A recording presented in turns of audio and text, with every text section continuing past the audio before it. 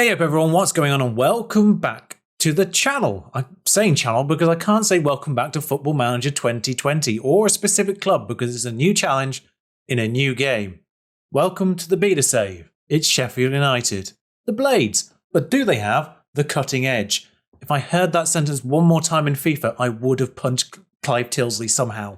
I'll be honest, it's the main reason why I turn the commentators off. But of course this is FM 21 and I don't have to deal with that. I replace previous manager Chris Wilder here, who of course is well known for his 5-3-2-1 system without wingers. At the very least, Jadon Sancho will be pleased. If he ever wants to come to Sheffield United, he's welcome. Now, of course, we had a little bit of history with Chris Wilder in the previous long save I did. I replaced him as England manager over there, and I replaced him here again on FM 21. Of course, another team in red and white. It's become a bit of a theme. I might have to deliberately not choose a team in red and white for the main save, just to break this system. Bramall Lane time, and here we are. We are media predicted 14th, a team, of course, that did, let's be real here, overperform last year. Wait, Alan Nill is the assistant manager. I wondered where he'd gone. Of course, one of the oldest clubs in the country, 1889. They were founded and have done well of late. Had a bit of a poor spell. Actually, with the time around that I was in Sheffield themselves, that was when they had their low point. In the early sort of 2010s, when they dropped to the third tier. But back where they belong, at the top, near the top. And this, of course, is this is the formation they've given me, but they've given me because I've put in my preferred formation. They've decided to obviously show me the players in that formation. Worth noting at this point, don't have face pack, do have logo packs, just because I just feel like the game without proper logo packs just looks wrong, if that makes sense. Face packs will come with proper saves. I just didn't really. Face packs aren't enough for me to care about, for me to bother doing it now. Logo packs is the one exception I find on the graphics front. But this is what they've decided is my best. Billy Sharp is the captain, despite the fact he probably definitely isn't going to play. Ramsdale in goal, I feel like he's overrated. Stevens, Egan, O'Connell, Baldock, Fleck and Burge, probably one of the players that will definitely stay. Osborne, that's a return for Osborne. McGoldrick, McBurney and Musette. I don't think you've ever seen me play with Osborne in a save, but I have had him before in years gone by. A little bit concerning that my lead striker is, well, even with an inform on FIFA, he is a silver player. Play possession football, don't worry about that. Make the most of set pieces, don't worry about that. I have loaded them back in. But maintain top half finishes is the long-term goal for this, and we will be playing more than, one season, unlike last year. We were playing a few seasons with this one. I guess I'm going to have to say yes to all this. I'm a little bit annoyed I'm not going to lie, I'm a little bit annoyed there's only one skin available right now. But, because the white really irritates me. Just dark, please. I need a dark skin immediately. I don't know when I'm going to change the skin. The skin will change at some point, I do imagine. Accept their vision, I'll do that now. Of course, there's a transfer window in progress, so we will actually look at that first. We'll look at the finances first. And 1 million. Overall balance is quite good, but the budget is 1 million. Of course, these are all the finances are affected. I would have loved to have played Football Manager 21 without any COVID interference, I suppose the word would be. I would have loved to have played it without it, just altogether, because this is obviously fictional. I don't want any of that affecting it. But when I looked at what they'd actually done in that regard, I realised it wasn't really that much of a problem. Most of what they've actually introduced in terms of COVID interference is largely disappeared by the end of the first season, according to what they've said anyway. So it won't really be a problem for long. 1 million though, I'm going to have to get interesting. It's not the first time I've had to deal with that, of course, because the Atletico Madrid budget at the start of last year's game was nothing as well. So it's not the first time I've had to do that in a beta. Tactics-wise, I do like the fact he's already put in, because I did the preference thing when I set up my manager. I love the fact he's already put this in. Now, the good news is I seem to be able to put in last year's formation, and obviously that's a good place to start. It's a good way to see if the similar things work from last year, is to use a formation I know that did work last year. And if we quick pick, thank you for the message, Alan. What is fascinating actually straight away is it's not actually put the same players in as it did in the preview. Ryan Brewster has gone up front, Musset's out on the right, McGoldrick is nowhere to be seen. But the rest of it is actually the same as far as I can tell. And I have seen this screen already this year, and there's a few things I really, really, really don't like about it. I'm going to be honest with you. I hate the fact that this is no longer a number. I think that's just me being a scientist at heart. I hate the fact that these aren't percentages, and if anyone says that's not realistic, how many times have you heard a manager say, a player is 80% fit. How many times have you heard a manager say something like that? Saying that the numbers are not realistic is absolute nonsense, but I suppose we'll just get used to it. If a skin comes out when they change them back to numbers, I will be on that immediately. Because this is so rubbish, in my opinion. I hate it altogether. One thing I also don't like, in fact, is they've removed any kind of symbol to show the familiarity with the position. I know there was a lot of argument about whether or not the green circles reflected how good a player was in a certain position, how much they actually were telling you the truth in that front. I think the fact they got rid of anything that indicates a player is in the right position in that part of the screen is a bad idea. Obviously, you've still got the star ratings here on the right-hand side to indicate if a player's been played out of position. But, if I accidentally, for some reason, put Billy Sharp in at right back, it does come up red, thank God. But Oliver Burke there, half a star on here. Is he actually meant to be an attacking midfielder normally? No, not really. So putting him in there, he's out of position. I can't see he's out of position there realistically, unless I look at the right-hand side. So it did need something. I think it still needs something on here to indicate players are being played out of position. Obviously, Lundstrom at right back is a little bit more obvious. I'll quick pick it again. Don't show it again. Right then, there we go, going forward. So just a little bit of FM talk about what we've seen here. But in terms of the squad, I think, as you can see pretty much there, it's a very solid squad. A lot of 3 stars. Of course, stars are reflective in terms of the squad, but it's a very even squad in that regard. Obviously, there's a lot of room for improvement. I had no idea they'd acquired Jayden Bogle, a player I know very well because I signed him, I think, at Southampton. Or he might have been on the Burnley save last year. Can't remember which. I'm saying last year as if the last year was actually FM19. Of course, last year's now FM20.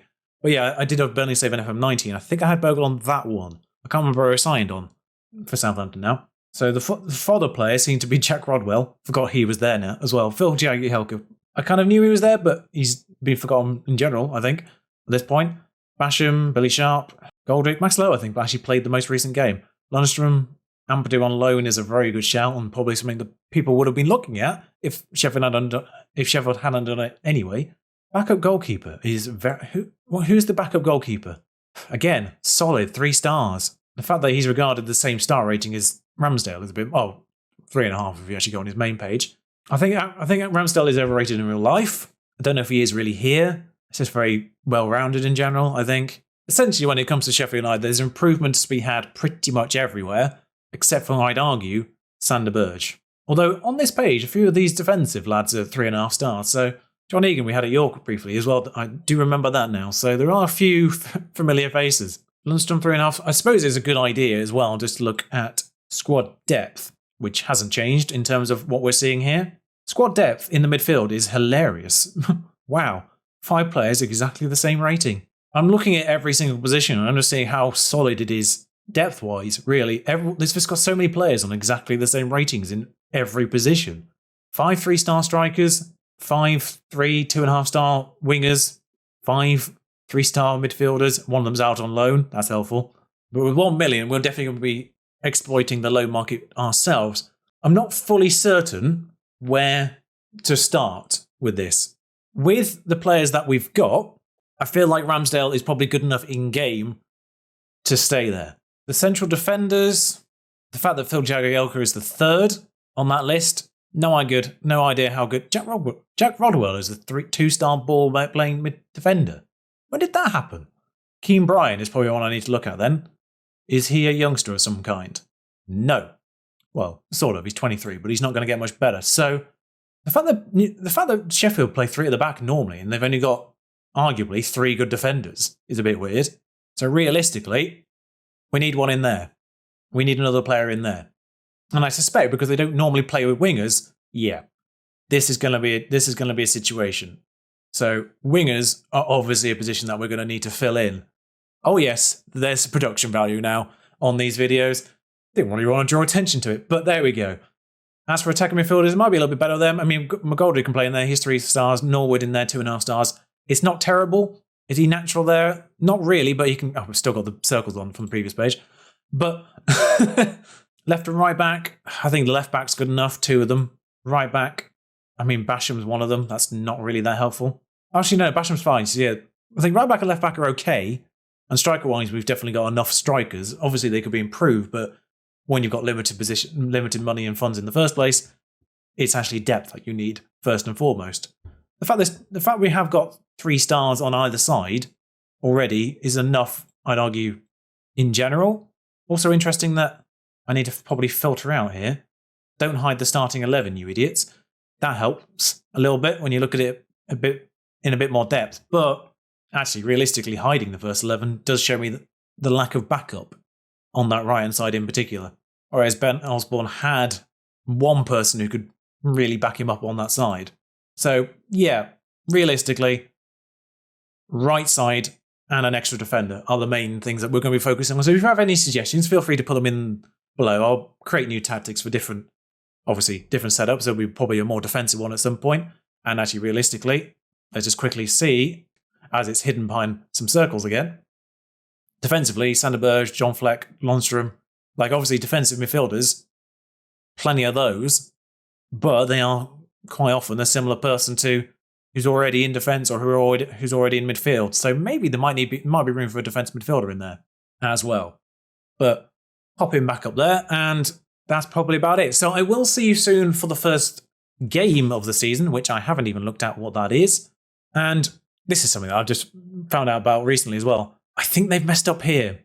I think it was meant to be lighter. I think that was meant to be on purpose, but I think they've accidentally set this box to like the top layer of their system, because it's kind of faded out everything rather than just faded out like the background behind the schedule. I think they've just put it a layer too high. But Burnley away is the first match of this season, so that's not too bad as first fixtures go. Now, in terms of season preview, you just see, of course, it was 14. I don't like this season preview. I disagree with the season preview quite massively, particularly Fulham, of course. The fact that Fulham are higher rated than Newcastle makes zero sense whatsoever. I mean, I get that Newcastle aren't rated particularly well, but I'd imagine them to be in this pack here with the Burnley and the Aston Villa, the very worst, particularly with players like Callum Wilson in the team and Ryan Fraser these days. Saint-Maximin, actually, I'm going to quick check. How have they rated Saint-Maximin? Quite well. So, yeah, I don't understand the Newcastle prediction. I honestly don't. But I also don't really understand the Leeds one. I mean, I get that they're all right, but really? They're really that much better than the teams down here? On paper? Particularly being one behind this Everton side that has Rodriguez. How have they rated Calvert-Lewin? Have they actually adjusted it? I wonder if they've adjusted him, considering how he started this year. Yeah, he does look pretty good, doesn't he?